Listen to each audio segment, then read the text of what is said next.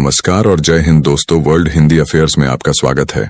आज हम बात करेंगे भारत का एक ऐसे मित्र देश जो कभी भारत के साथ साथ कदम मिलाकर चलता था, परंतु वही देश आज अपना औकात दिखा दिया है। जी हां दोस्तों, हम बात कर रहे हैं अमेरिका का। एक ऐसी खबर की जिसने भारत और अमेरिका के रिश्तों में नई दरार पैदा कर दी है। जी हां, अमेरिका को भारत की ताकत से डर लगता है। वो कभी भारत रूस की दोस्ती के खिलाफ खेल करता है, बयानबाजी करता है, तो कभी भारत ईरान के संबंधों में बीच में कूदने की कोशिश करता है। और इस बार भी अमेरिका ने वो किया जिसे सुनने के बाद भारतीय जरूर भड़क जाएंगे। दरअसल अमेरिका के ट्रेजरी विभाग ने ईरान के ऊर्जा क्षेत्र में शामिल 50 से अधिक व्यक्तियों और कंपनियों पर प्रतिबंध लगा दिया है। इस सूची में 2 भारतीय नागरिकों का नाम भी शामिल है। यह कदम सिर्फ एक व्यापारिक मामला नहीं, बल्कि इसके पीछे बड़ा भू राजनीतिक और रणनीतिक संदेश भी छिपा है। तो आज के इस शो में, इस एपिसोड में हम विस्तार से जानेंगे कि अमेरिका ने भारत के खिलाफ यह कदम कैसे उठा लिया, भारत की प्रतिज्ञा क्या रही है और इसके वैश्विक व्यापार, और क्या अमेरिका यह सब मनमानी करके भारत ईरान रिश्तों को तोड़ने की नई चाल चल रहा है। दरअसल अमेरिका की नजरें हमेशा भारत और उसके दोस्तों पर रहती हैं, क्योंकि अमेरिका को पता है कि भारत जिस तरफ खड़ा हो जाएगा उधर की जीत पक्की है। और इस बार अमेरिका ने रूस नहीं बल्कि चुना है ईरान को, वो भी यह जानते हुए कि ईरान भारत का दोस्त है, वह भी करीबी। अब अमेरिका के जो ट्रेजरी विभाग के office of foreign asset control है, यानी कि OFAC है, जो ईरान के गैस और तेल उद्योग की गतिविधियों पर लगातार नजर रखता है, उसने हाल ही में 50 से अधिक व्यक्तियों, कंपनियों और जहाजों को ब्लैकलिस्ट कर दिया। इसका मुख्य आरोप यह है कि यह लोग ईरान के तेल और गैस के कारोबार से जुड़ी डीलिंग में शामिल थे और इससे ईरान को अरबों डॉलर की आमदनी हुई। यानी कि दोस्त ईरान को फायदा हुआ जो अमेरिका को नहीं पच पाया, जिसका इस्तेमाल आतंकी संगठनों को फंड करने में होता है। यह अमेरिका का स्टेटमेंट है। अमेरिकी ट्रेजरी सेक्रेटरी स्कॉट बेस ने साफ शब्दों में कहा कि हम ईरान की नकदी प्रवाह को तोड़ रहे हैं ताकि वो उन आतंकी संगठनों को पैसा न दे सके जो अमेरिका के लिए खतरा है। सोचिए, यहां पर सवाल खड़े हो गए, न कि क्या सिर्फ आर्थिक दबाव डालकर आतंकी फंडिंग रोकना संभव है, या इसमें अन्य देशों जैसे कि भारत के कारोबारी और कंपनियों को अनजाने में फंसाना। दरअसल अमेरिकी OFAC की रिपोर्ट बताती है कि ईरान का ऊर्जा नेटवर्क बहुत मजबूत है। तेल और LPG की ढुलाई में कई देशों की कंपनियां शामिल थीं। चीन, UAE, सिंगापुर, हांगकांग और भारत भी। ईरान अक्सर शैडो फ्लीट का इस्तेमाल करता था। जहाजों पर झूठे दस्तावेज और अलग झंडा दिखाकर व्यापार किया जाता था। यह अमेरिका का आरोप है। अब अमेरिका के मुताबिक आगे क्या कुछ है।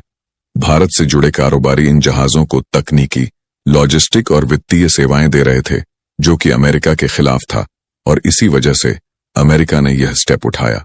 अब बात करते हैं उन भारतीय नागरिकों की जिनके नाम अमेरिका की इस ब्लैक लिस्ट में शामिल है। वरुण पुलाबर शिपिंग के मालिक, इनकी कंपनी ने ईरान से चीन तक LPG की बड़ी खेप पहुंचाई, जैसा कि अमेरिका का कहना है। अयप्पन राजा EV लाइन्स के मालिक हैं, जिन्होंने अप्रैल 2025 से अब तक लगभग 1 मिलियन बैरल ईरानी LPG की धुलाई की। यह भी अमेरिका का आरोप है। अब अमेरिका को यह नहीं समझ में आ रहा कि वह पाकिस्तान को क्यों नहीं लेता है, पाकिस्तान को इस जद में क्यों नहीं आता है। हालांकि ईरान से पाकिस्तान तक भी LPG भेजे आते हैं, जिस पर अमेरिका कुछ नहीं कहता है। अब यहां स्पष्ट करना जरूरी है कि किसी भी भारतीय कंपनी या व्यक्ति पर सीधे आतंक फंडिंग का आरोप नहीं लगाया गया है। फिर भी अमेरिका ने उन्हें ब्लैक लिस्ट कर दिया है, क्योंकि अमेरिकी कानून के तहत जो भी व्यक्ति या कंपनी OFAC की सूची में शामिल होती है, उसकी सभी संपत्तियां और लेन देन अमेरिकी अधिकार में फ्रीज कर दी जाती हैं। इसका मतलब क्या है, यह समझिए। इसका मतलब सीधा है दोस्तों, कि अमेरिकी डॉलर में लेन देन नहीं कर पाएंगे। यह अमेरिकी बैंक या संस्थान या संस्था के साथ व्यापार करना गैरकानूनी हो गया। किसी भी विदेशी कंपनी या फिर साझेदार को उनके साथ व्यापार करने पर अमेरिकी निगरानी का सामना करना पड़ेगा। इस स्थिति में इन भारतीय कारोबारी संस्थाओं का वैश्विक व्यापार प्रभावित हो सकता है, या फिर आप यूं कहें कि हो जाएगा। अगर अमेरिका ने यह स्टेप पूरी तरह उठा लिया है। वैसे भारत सरकार ने कई बार ऐसी अमेरिकी कार्रवाई पर कड़ा रुख अपनाया है। हालांकि इस बार भारत का बयान आना बाकी है, लेकिन इससे पहले विदेश मंत्रालय कई बार कह चुका है कि भारत किसी भी एक तरफा अमेरिकी प्रतिबंध को मान्यता नहीं देता है और ना देगा। केवल संयुक्त राष्ट्र द्वारा स्वीकृत अंतर्राष्ट्रीय प्रतिबंधों को ही स्वीकार किया जाएगा।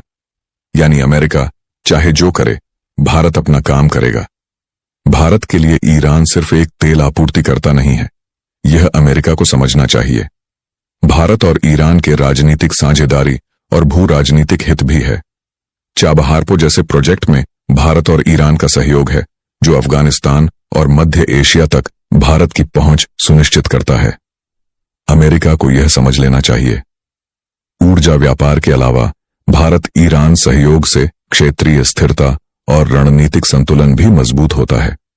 अमेरिका की इस कार्रवाई को भारत अपने राष्ट्रीय हितों पर चोट की तरह देखता है। भारत को यह सुनिश्चित करना होगा अब कि अमेरिकी दबाव के बावजूद उसके कारोबार और रणनीतिक हित प्रभावित ना हो।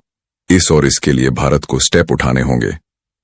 ओएफएसी की ब्लैकलिस्टिंग का असर अब केवल अमेरिका तक सीमित नहीं है। जो भी व्यक्ति या कंपनी ब्लैकलिस्ट में आ जाएगा, उसकी संपत्तियां अमेरिकी अधिकार क्षेत्र में फ्रीज हैं। अमेरिकी डॉलर में लेन देन पर रोक लग जाएगी। अमेरिकी बैंक और वित्तीय संस्थाओं के साथ व्यापार अवैध माना जाएगा। विदेशी कंपनियां और भागीदारों को भी जोखिम का सामना करना पड़ सकता है। यानी वैश्विक व्यापार नेटवर्क में यह अस्थिरता और अनिश्चितता पैदा कर सकता है। अब भारतीय कंपनियों को लॉजिस्टिक, बीमा और बैंकिंग क्षेत्रों में दिक्कतें हो सकती हैं। इस कानून के वजह से ऊर्जा व्यापार पर दीर्घकालिक असर पड़ेगा। निवेशकों का भरोसा कम हो सकता है और व्यापारिक साझेदारों की चिंताएं बढ़ सकती हैं। अब भारत ईरान रिश्तों का रणनीतिक महत्व बहुत बड़ा है, जो अमेरिका के बस की बात नहीं है। चाबहार, अफगानिस्तान और मध्य एशिया तक व्यापार, कनेक्टिविटी, ऊर्जा सुरक्षा की बात करें तो भारत को तेल और गैस की लगातार आवश्यकता है। और इसके अलावा भविष्य की रणनीति क्या हो सकती है? अमेरिका के दबाव में भारत को ऊर्जा विकल्प बदलने और घरेलू उत्पाद बढ़ाने और बहुपक्षी साझेदारियों पर ध्यान देने की पूरी जरूरत हो गई है। भारत को अपने राष्ट्रीय हितों की रक्षा करते हुए अंतर्राष्ट्रीय दबाव, खास तौर से अमेरिकी दबाव में संतुलन बनाए रखना होगा।